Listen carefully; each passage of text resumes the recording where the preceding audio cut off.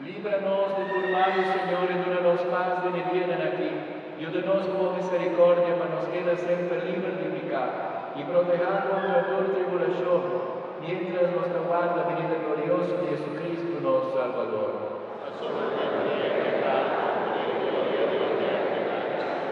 Señor Jesucristo, volviste o apóstol, mi talaga su paz. Mi paz mi taluna vosso. No miren los pecados sino fe de la iglesia. Y según tu voluntad tenemos paz y unidad completo.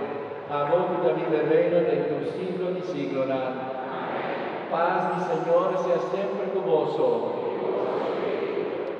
Como hermanan en Cristo Jesús, deseo otra paz.